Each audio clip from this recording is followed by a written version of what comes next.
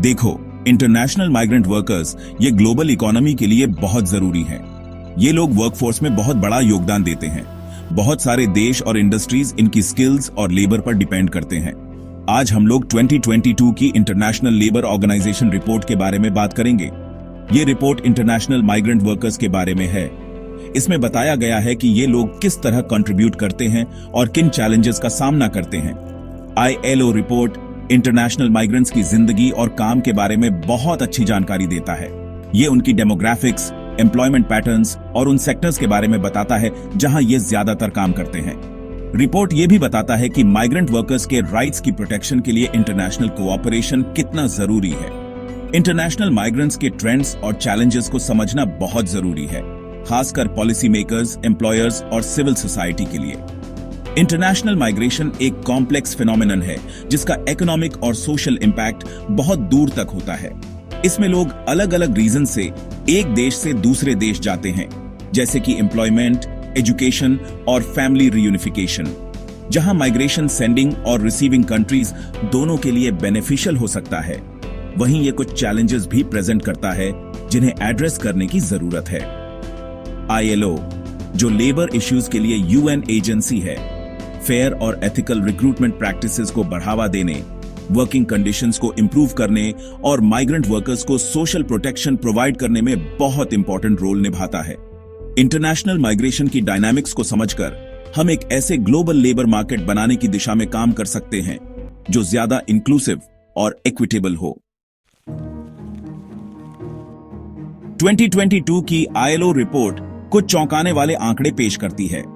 International migrant workers अब global labour force का 4.7% हैं, यानी कि 169.3 मिलियन लोग। 2013 से इसमें 30 मिलियन का इजाफा हुआ है, जो दिखाता है कि इंटरनेशनल माइग्रेशन बाच रहा है। इन 169.3 मिलियन लोगों में से 157.2 मिलियन एम्प्लॉयड हैं, लेकिन 12.1 मिलियन लोग बेरोजगार हैं। यह दिखाता है कि माइग्रेंट्स को अच्छी जॉब्स ढूंढने में कितनी मुश्किलें आती हैं।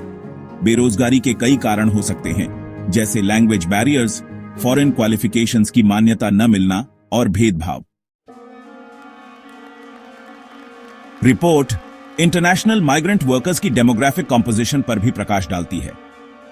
ग्लोबल मेल लेबर फोर्स का 7% यानी 93.9 मिलियन पुरुष माइग्रेंट वर्कर्स हैं। वहीं ग्लोबल फीमेल लेबर फोर्स का 4.4% यानी 73.4 मिलियन महिलाएं माइग्रेंट वर्कर्स हैं। इससे पता चलता है कि काम के लिए पुरुषों का दूसरे देश जाना ज्यादा कॉमन है। एज की बात करें तो ज्यादातर माइग्रेंट वर्कर्स 25 से 54 साल के बीच के हैं, यानी prime age workers. 125.6 million international migrant workers इसी एज ग्रुप में आते हैं। ये कोई हैरानी की बात नहीं है, क्योंकि ये एज ग्रुप आमतौर पर पॉपुलेशन का सबसे ज्यादा प्रोडक्टिव सेगमेंट होता है। सर्विसेज सेक्टर में सबसे ज्यादा इंटरनेशनल माइग्रेंट वर्कर्स काम करते हैं। इसमें 60.8% मेल माइग्रेंट वर्कर्स और 73% फीमेल माइग्रेंट वर्कर्स एम्प्लॉयड हैं। खासकर हाई इनकम कंट्रीज में इन वर्कर्स की संख्या बहुत ज्यादा है, जहां 114 मिलियन लोग सर्विस सेक्टर्स में काम करते हैं। सर्विस सेक्टर में इतने ज्यादा वर्कर्स होने के कई कारण हो सकते हैं।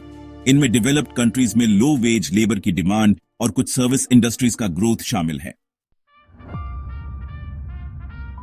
इंटरनेशनल लेबर ऑर्गेनाइजेशन दुनिया भर के वर्कर्स, जिसमें माइग्रेंट वर्कर्स भी शामिल हैं, उनके राइट्स और वेलफेयर के लिए बहुत समय से आवाज उठा रहा है। 1919 में स्थापित ILO यूनाइटेड नेशंस की एक स्पेशलाइज्ड एजेंसी है। इसका हेडक्वार्टर्स जिनेवा, स्विट्जरलैंड में है और इसमें इंडिया समेत 187 देश मेंबर्स हैं।